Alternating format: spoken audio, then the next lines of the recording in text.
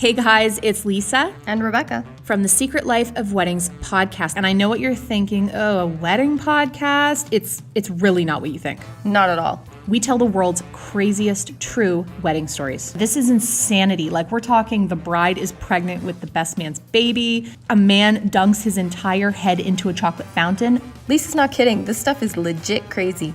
Come check us out in the Secret Life of Weddings podcast. And remember, anything can happen at weddings. And we will be here to tell you all about it.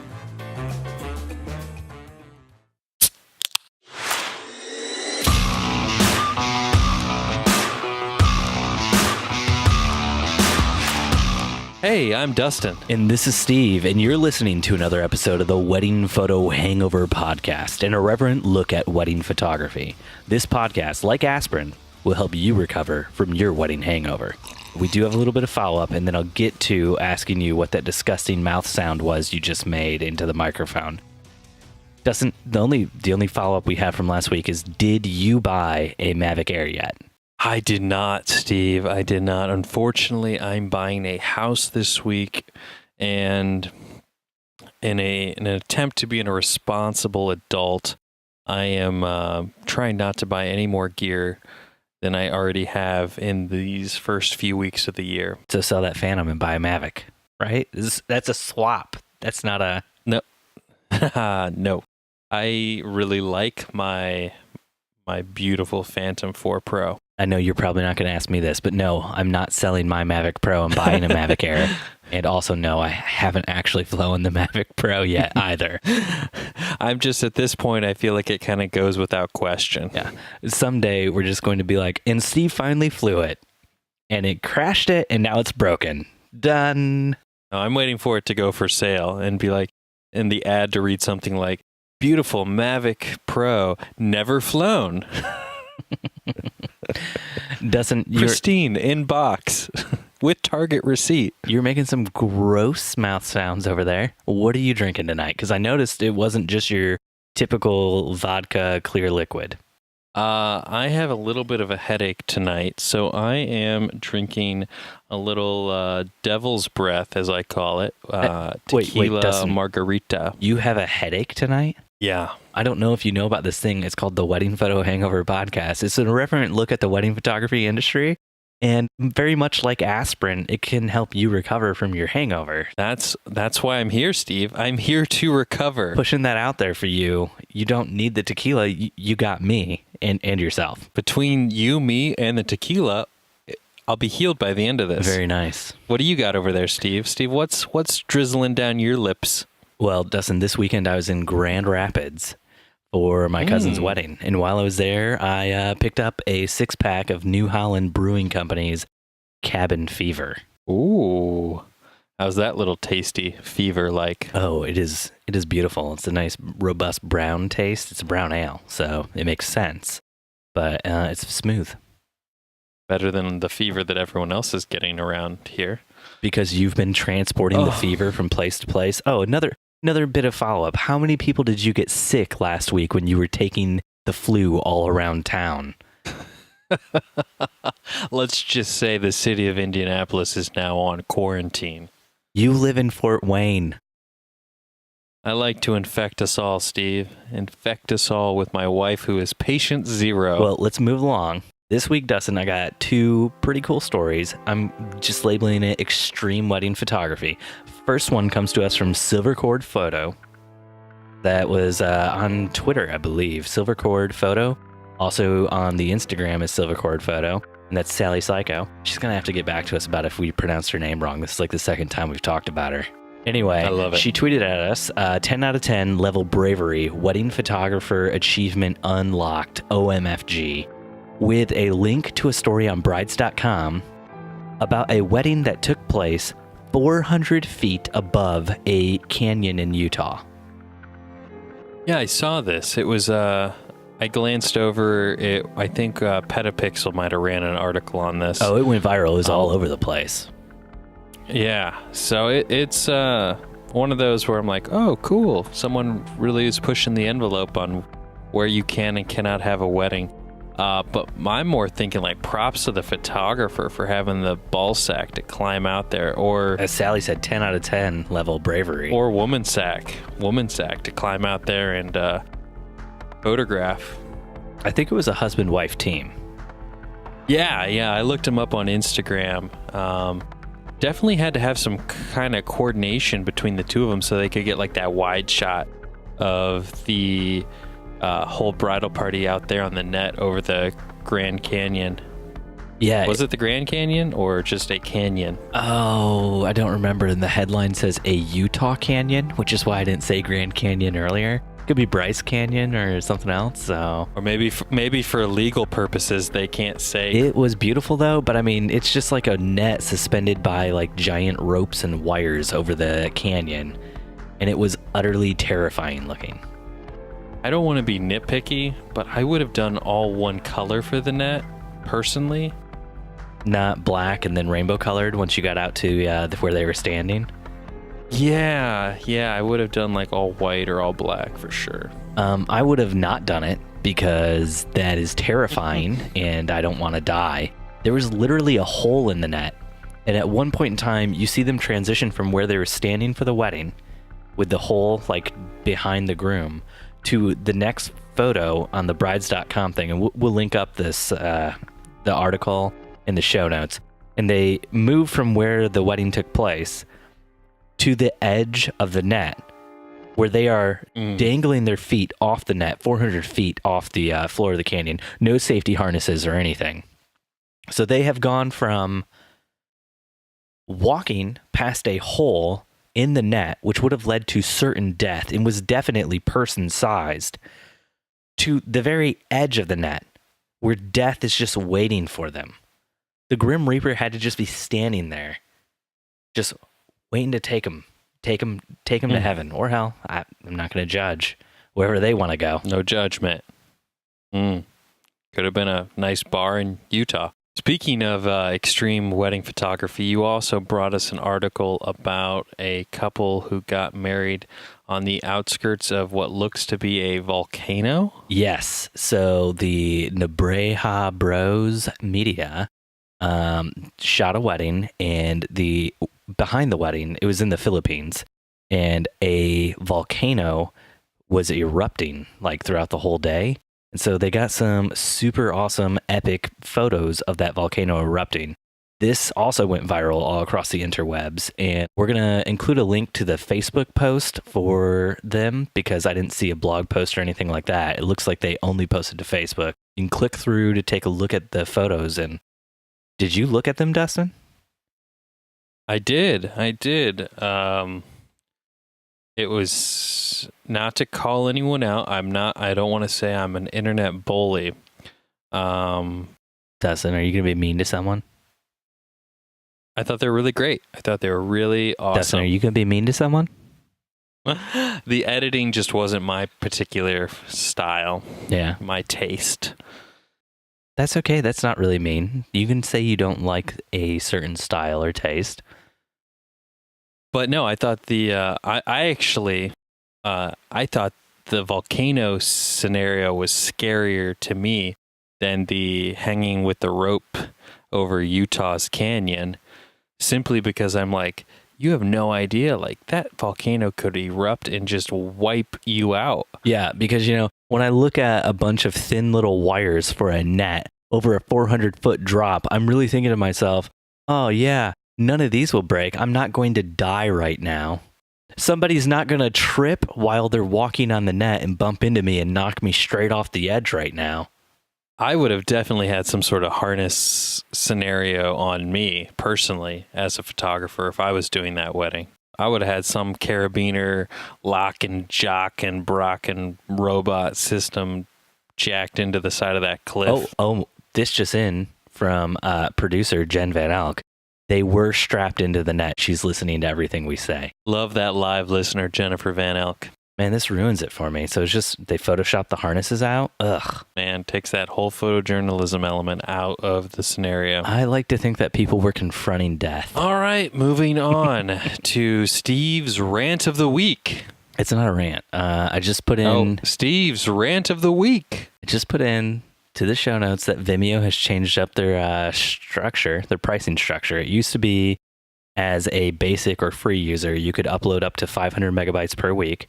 You only got one upload of the however many uploads you did per week that was allowed to be HD. Mm-hmm. The other 9, if you were to really crush your videos down so you get a ton up there in 1 week under 500 megabytes, the other 9 would be limited to SD quality. They either didn't have a limit or the limit was 20 or 50 gigs for storage. So you could consistently upload videos every single week at 500 megabytes for a while before hitting any sort of limitation with that. And I got an email the other day saying that they were capping it now at 5 gigabytes of account storage and that I was over the account storage limit and they weren't going to take any of my videos off, but I wouldn't be able to upload new videos. And all I could think is I haven't been on Vimeo in 2-3 years. Maybe this is just a good time to quit altogether. I've never been a fan of Vimeo personally. I have been on Vimeo from the get-go with our company and have always loved the clean, polished feel of it. Mm-hmm. Whereas YouTube, which seems to be where everyone's headed, including you, I've just never loved all the ads that are just propelled at it, which obviously is how people make money. That's how YouTube makes money too. Oh yeah, for sure. I mean, that's why Vimeo is doing this, because they can't just host free content forever because they don't do ads. Yeah, it's a shame that someone like Facebook or Apple doesn't come along and just cannibalize Vimeo and turn it into a Why would they want to do that? more widespread system. There's a reason why Vimeo's not seeing much success, and that's because people don't like the way it works. Yeah, but it's definitely the best viewing as far as online content goes. It is good for that. I'll agree. I would still prefer YouTube. Boom. Get those 4K Boom. No, videos it's right too away. late. It's too late. You already agreed. You already agreed. Saying something's best for your website is not the same as saying something's best as a viewer sitting in front of your TV, clicking through to the app. When was the last time you watched a video on Vimeo? Just today. Was it one of your own?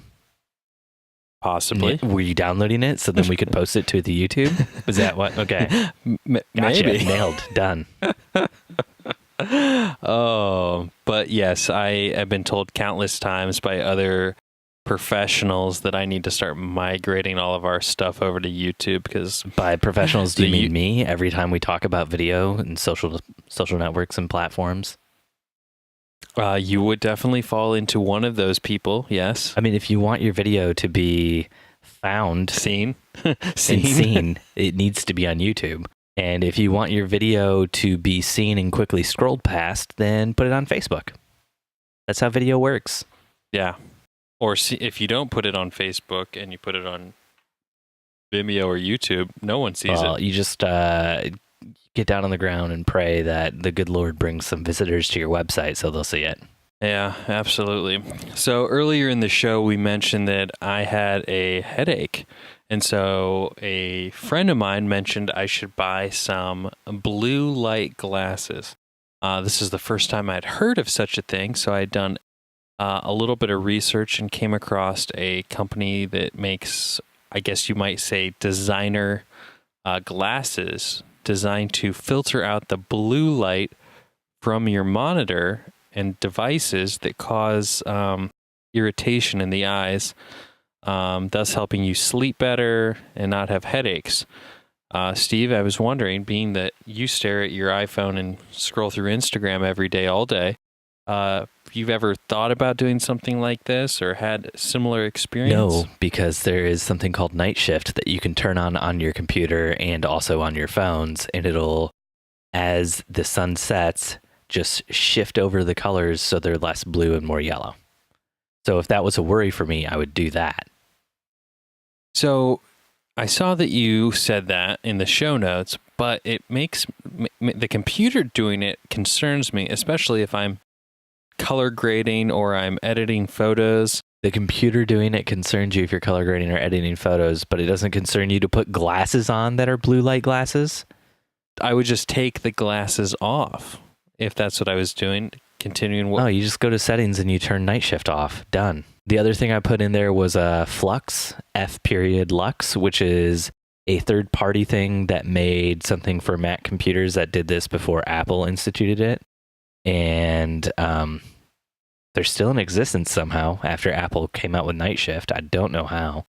So do you use Night Shift, Steven? I used F.lux for a while before Night Shift came out. Then I switched over to using Night Shift, and I found that my eyes adjust to the yellow to the point where flipping back to the blue makes it look unnatural.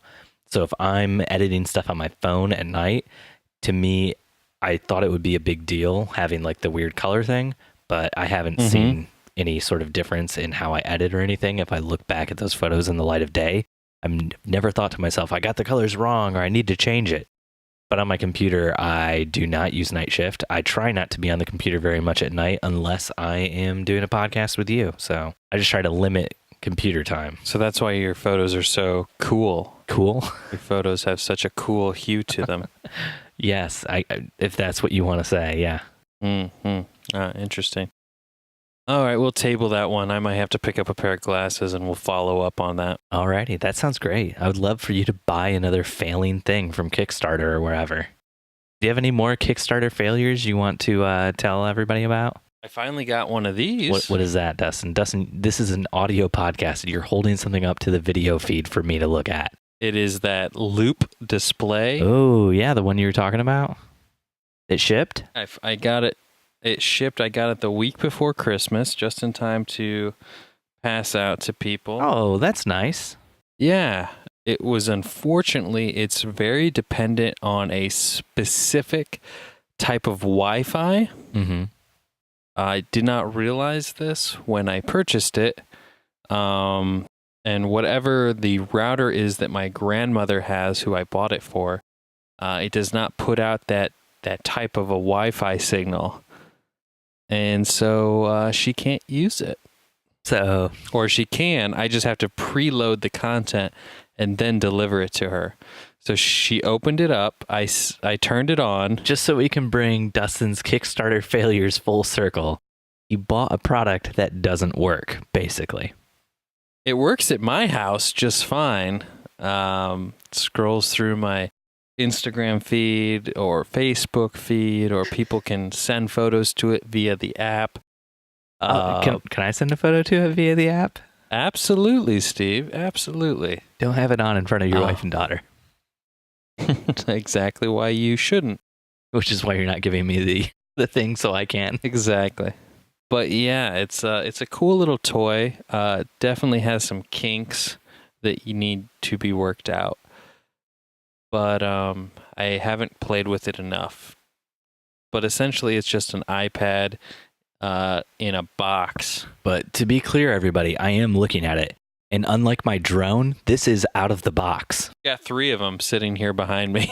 Are 2 more of those or just 1 more of those gifts for somebody that have not been given out or that they couldn't use because they have the wrong Wi-Fi? Yeah, so the other one is a gift for my father for his birthday. And coincidentally, because we'd already gotten him a gift for Christmas, that's why we didn't give it to him for Christmas, he asked about it on Christmas. Wasn't there a gift that you were supposed to give me last year, some sort of photo viewer thing? And I was like, shit. We should have, I guess, returned your other gift and just given you that. All right, let's move on to our not quite so new segment. Dustin, you didn't hear? Questions, answers. You didn't hear what I did in the last episode, did you, right? No, because I don't listen to this podcast. I cut out you saying questions and answers. Steve, how could you? And I put in music. Steve. Let's do some Q&A. But Steve. All right. Lemuel from Facebook groups. Is it Lemuel or is it Lemuel? Lemuel. From Facebook groups. My clients yesterday. Whoa. Not today, you can't bust out the Lemuel and then read it like, my clients.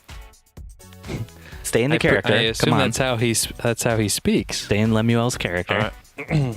Lemuel from Facebook groups asks, my clients yesterday, I lost 4K to a previous photographer. What the hell is this voice? 4K is in closed his- $4,000 to a previous photographer that closed his business recently. He was pretty upset for them. But the kicker is the photographer that closed his business was a preferred vendor by the venue that the couple had booked through. The couple didn't do their due diligence and they booked him because of the venue. But when he closed his business down, they then did look into him and do some research, and they saw that he had a 1-star rating with multiple couples complaining that he did not deliver their photos over the course of 2 years. He asks, is the venue also culpable for what happened to them, since they recommended a guy who was getting 1-star reviews and wasn't delivering photos for 2 years? And how can a venue be promoting a guy that's this bad at running his business? Great question, Lumuel.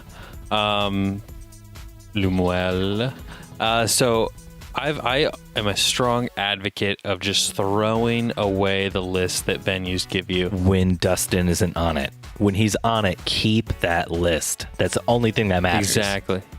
Keep that, frame it, put it next to your bed. Stare at it every night, stroke it lovingly.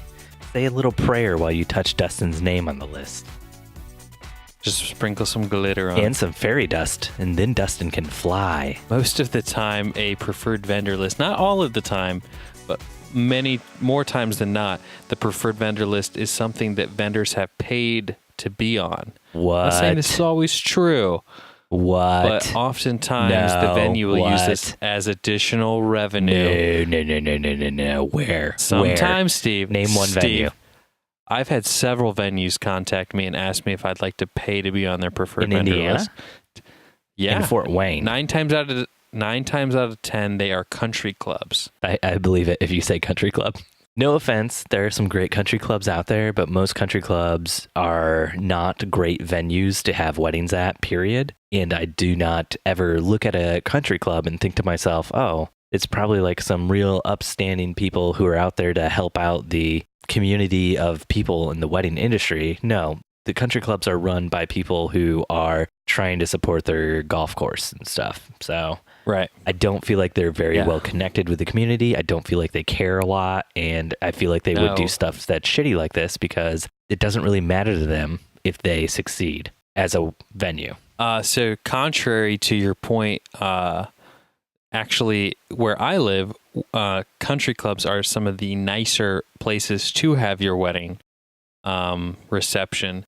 And after speaking to some of the wedding coordinators, I just always feel so bad for them because the weddings, even though they are the highest revenue thing for the country club, they are just so shit on as far as like management and the upper boss mans. They like just don't care about weddings. They want nothing to do with them, but they will still want them coming in because that's what. So you said contrary to my point. Then you just reiterated my point. No, you said that wedding typically it's not something you think of when you think of a country club. Whereas no, I was saying that country clubs don't need the weddings to survive, so they don't really give a crap if the weddings are a success or a failure.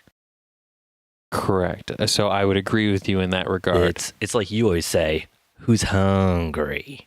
Who's hungry for that cheddar? And in this case, the country club's not hungry because they got the golf and all the golf-related events.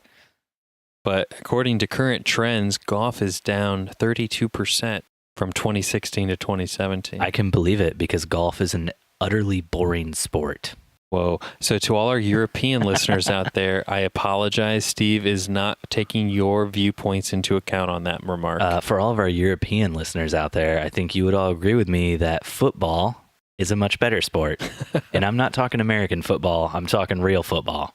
Football Americano. No, not Americano football. Just So football. anyway, Steve, let's circle back here. Answer the question. Is the venue responsible for the bride and groom losing $4,000? No. Okay, good. You Moving can't on. ever put that on the venue if you're not going to do any research into the people on the list. There had to be more than just that guy on the list. You go through and you read the reviews. You do the work. Is it crappy that the venue didn't take him off when he was getting terrible reviews? Yeah, that is crappy. To any venues listening out there, maybe do a little research as to the people you put onto your list, and maybe just maybe you should always include Steven and I on your list. It's always a good rule of thumb to include us on all preferred vendor lists for free. This goes to our listeners in the UK and our listeners in China and our listeners in Japan. Put us on those your preferred vendor list. Every single one. If you're a photographer and you have a preferred vendor list you give to your brides, put us on there as your preferred photographer. Or your preferred videographer. That works too. Or your preferred podcast to listen to prior to getting married. Actually, yeah, forget everything else Dustin said. Just hand out everybody you meet a list of your preferred podcasts, and it just has one thing on it, and it's just Wedding Photo Hangover. And when you give it to them, just give them a wink. Like, you know when you see this, you know. The beer can, it's like drooling out some beer. Some love. Because it's hungover. You know what you're getting into. And then give the person a high five as your universe and their universe collides, and create some sort of like Uber black hole that sucks us all in and kills us all. Or you bond over it. All right, Rose on Facebook asks, my client is demanding full payment back because they're claiming I am refusing to photograph their wedding. They are refusing to pay the remainder of their payment. They are claiming they paid it in full in cash. They did not. I have a witness, and I am not returning, blah, blah. Does a return of payment constitute a nullification of contract? Got there, buddy. There's a tough sentence at the end. Those are tough words. It's a lot of $5 words right there. Yeah. I would say a return of payment does not constitute a nullification of contract, but I don't understand how you could even consider returning payment if they didn't actually pay in cash in full, right? It's definitely a tricky scenario. Have you ever had a wedding cancel, or a wedding you've refused service to and canceled the contract for them? Yes. To which case? To which case we kept the deposit and said sorry, and they paid in cash. They paid in cash. Jen was the one who met with them. I did not meet with them. She said the bride-to-be showed up extremely drunk to the meeting, and that the groom-to-be was the one who ended up canceling the photography. It was a month before the wedding, and asked for the deposit back. Jen told him he was not going to get his deposit back because they were a month out, and she couldn't book other people, even though she'd been contacted to book that date. So that was a really weird thing to get. Yeah, I've only had I want to say 3 weddings call off in my time doing, no, 4 weddings call off in my time doing this. In one wedding, they threw the ring into the ocean, right?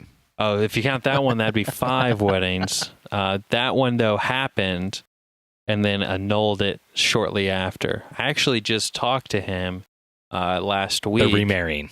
Tell me they're remarrying. No. Back in Mexico again. No, I didn't realize this. So I shot a wedding in Mexico a couple years ago.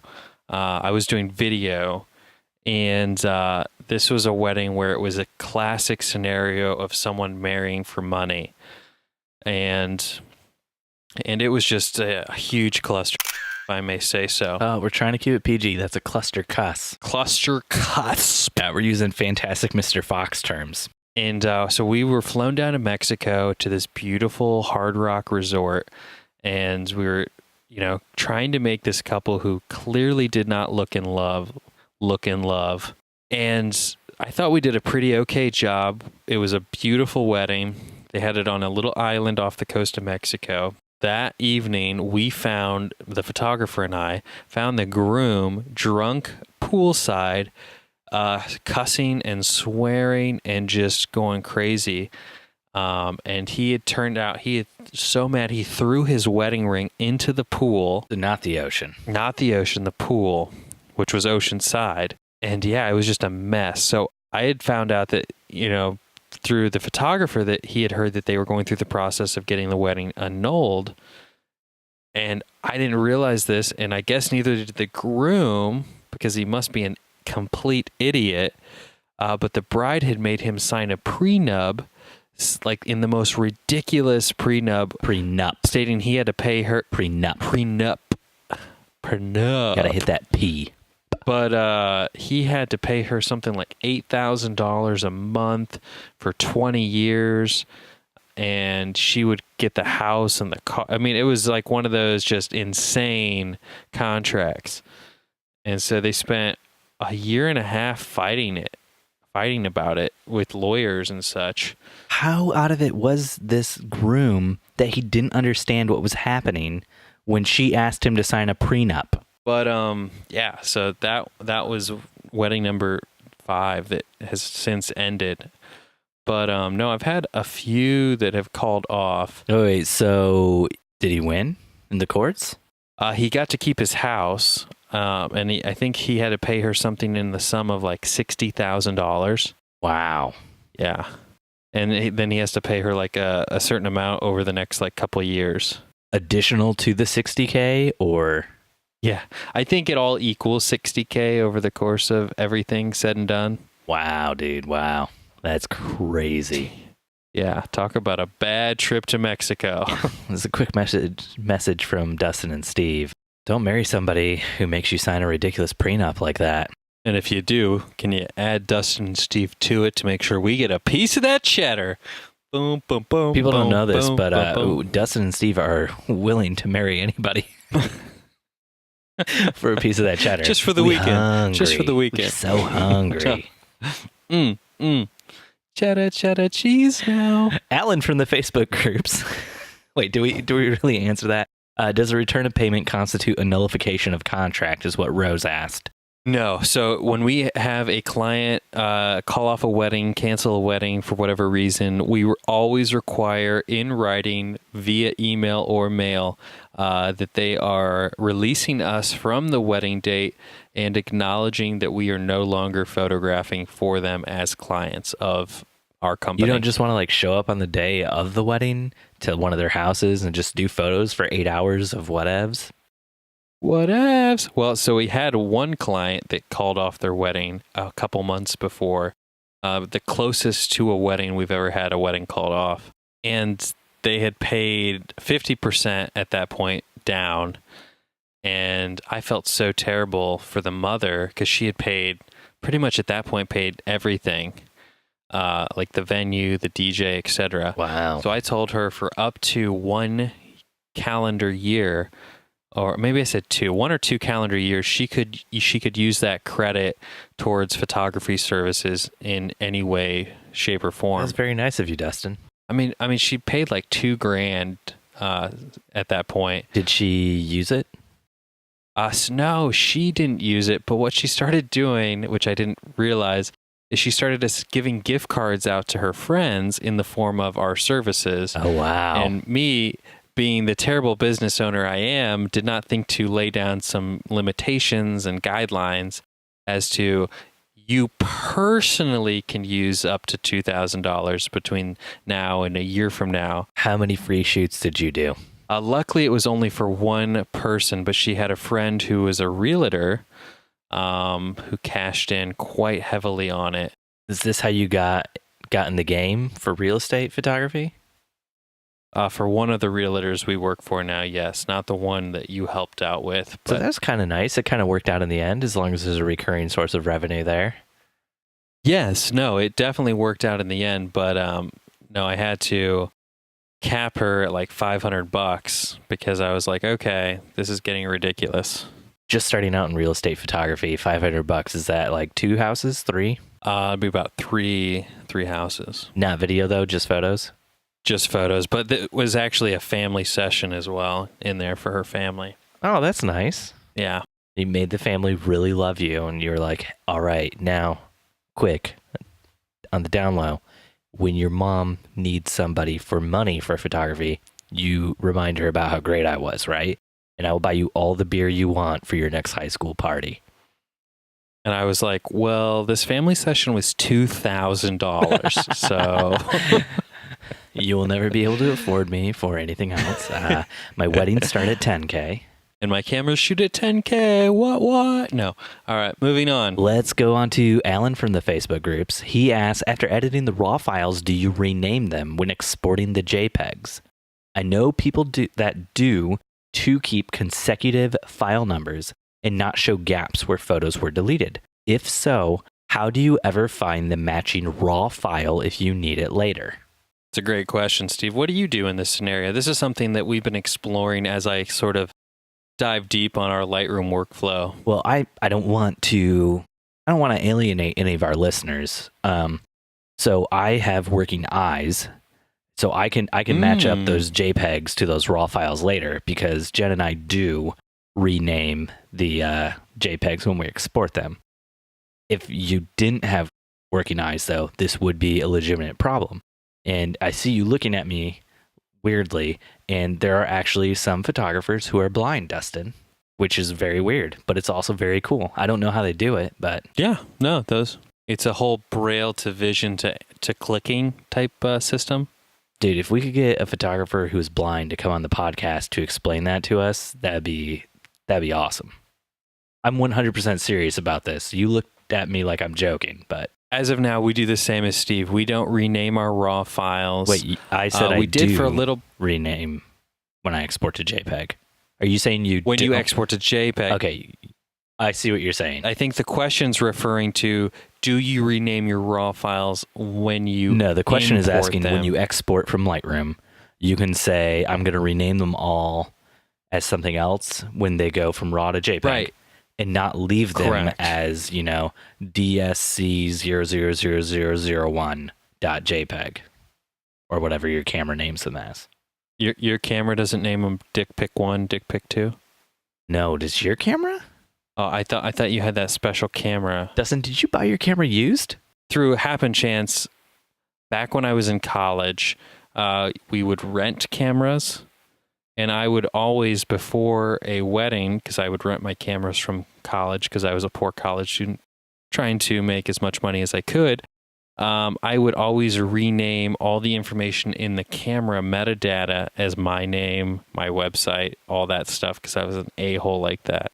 I can't tell you how many other students then would go out and take photos and then have all my information embedded into their photos.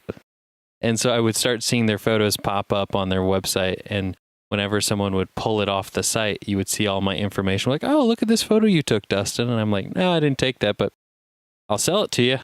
Dustin, you're a terrible human being. I cannot believe you did that.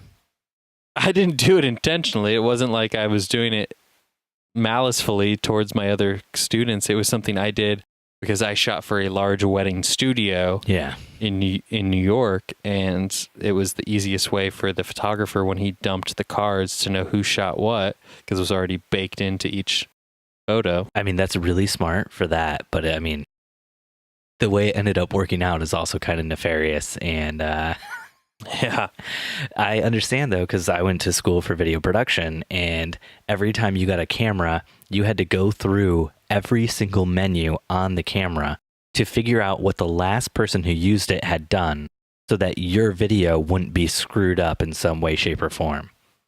Yeah. Because otherwise you go absolutely. out to shoot something, and this is like back when I'm old, so when I went to school, all the cameras shot in standard definition.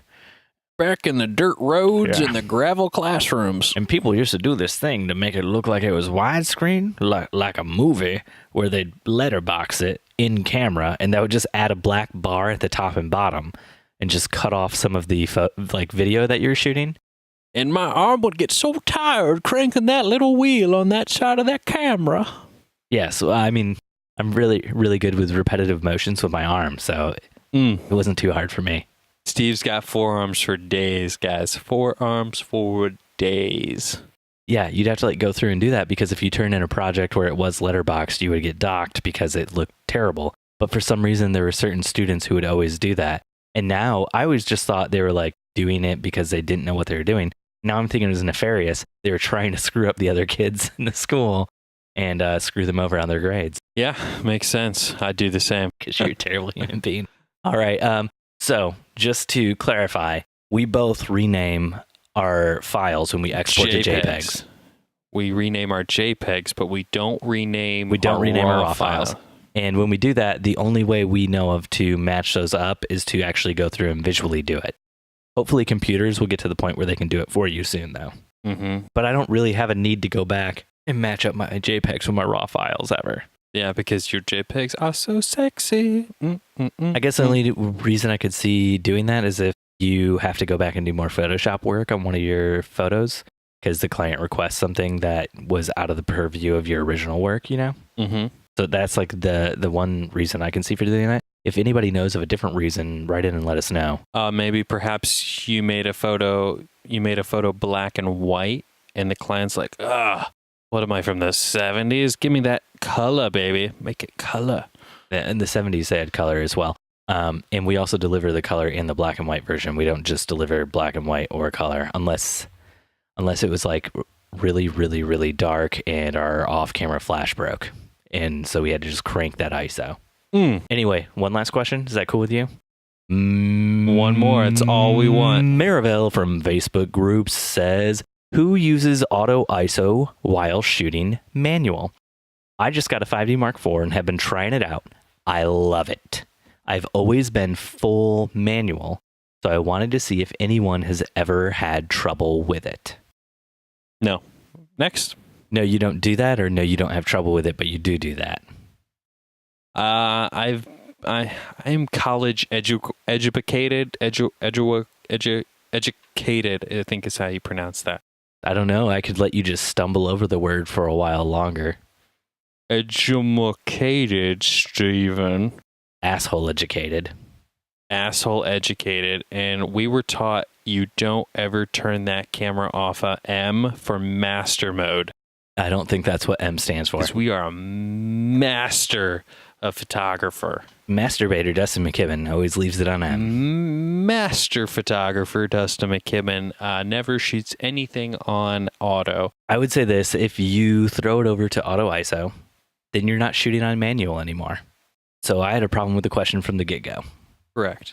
I would not ever throw it onto auto ISO while shooting manual. That defeats the purpose of shooting manual. It has nothing to do with education or anything else. It robs you of your control of what the image looks like. So why would you do that? And Steve and I are huge control freaks. I mean, huge. But I do know several videographers who do shoot auto ISO. Those videographers are stupid. It's worse to shoot auto anything with video than it is with photos. All right, I'll pass on your sentiment to them. When you're shooting video, if you leave anything exposure-wise to auto, then while you're shooting, your exposure will fluctuate, which looks really, really bad when you're shooting. So you want to always be in control of what your exposure is. You want to manually change it. And you don't want to change it unless it looks bad, one, and it needs to be changed or else you're going to have a bad image.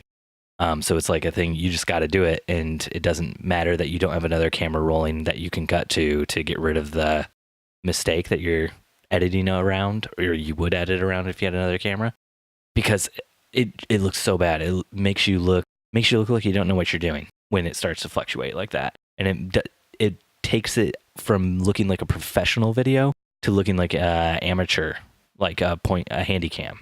Yeah, but I do think in some elements you can get away with it in wedding filmmaking simply because your clips are not typically long enough where it would per se matter as much. There might be a little variance here and there, but nothing. Coming from the guy who just said he would never do it for still photos, I cannot believe you would ever say that for videos where you're going to need a 4-second clip. And in that 4-second clip, it could change 3 to 5 times. Correct. I didn't say I do it because I don't. Okay, so then stop saying that you could do it because you don't do it and you wouldn't recommend doing it. I just like playing devil's advocate, Steve.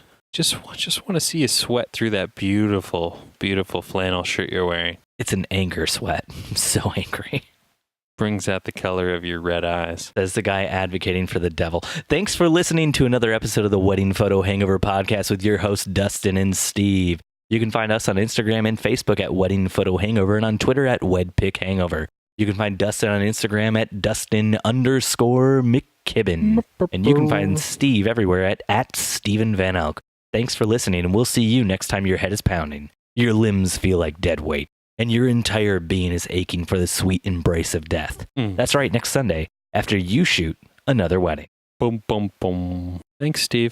So I cut all of your talk about the Ozarks out of the last episode. Did you finish this series yet? Do you actually want to give like a succinct idea of like what you liked about it, what you didn't like about it? Try to jazz people up on seeing this show? Yeah. So it's sort of a... What, you cut everything out? Yeah, I'm going to cut this part out too. Man. Come on, get to the point. Get to the point, buddy.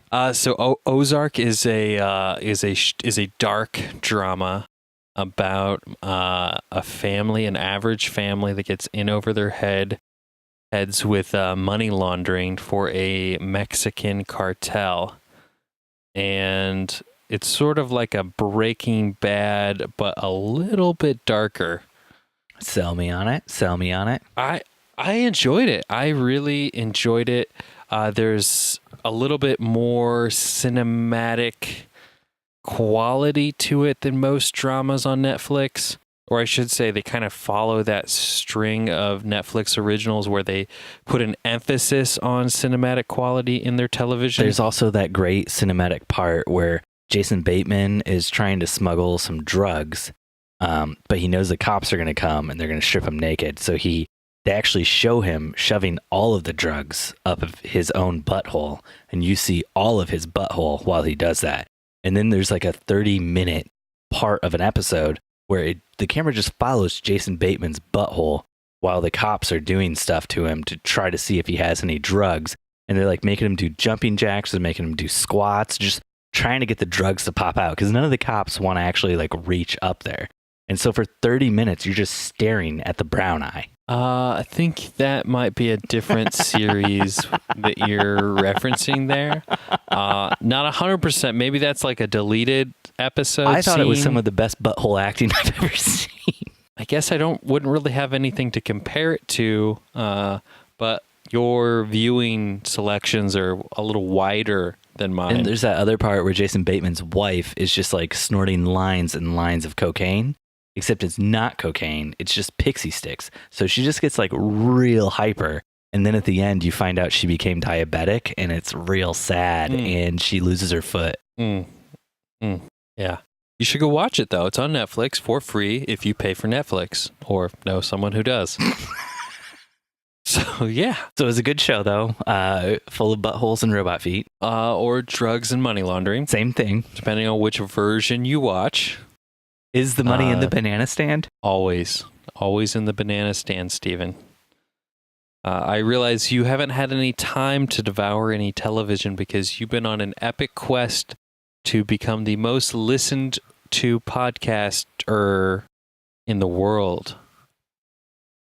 Because you are firing up a new podcast. Well, you heard it here first, even though he's probably going to cut this out. If you touch your microphone stand one more time, I'm going to murder you. Steven is cheating on me and starting a new podcast. You can't promo that. You can't pump it up. I know. We don't have an episode out yet. Let's make one right now, right here. I want to make an episode to you. I was the warlock. Running through the fields of Dainaga Tifi-Niomana. And you had so many drugs, and the warlock police were coming to get you. So you had to stuff them all up your butthole. That sounds like the perfect promo for your new podcast right there, Steve. Sorry, I'm just way too in love with myself, everyone. All of this is getting cut, so it doesn't matter. Is there I'm cutting this all? I'm cutting it all. Is there anything else you wanted to talk about? Besides Jason Bateman's butthole. I'm just cutting that out. I am cutting that out of this podcast. You think it's so funny to say you're going to cut something out, but I cut it out every time you say you're going to cut something out. I don't even want people to think that you can joke around about being the person who edits the podcast.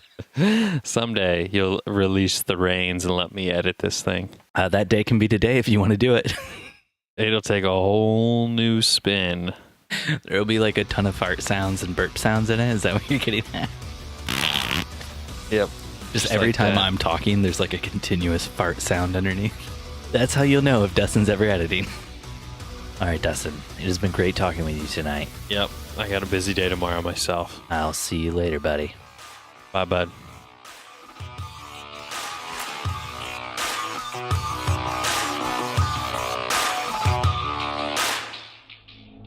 she's listening to everything we say.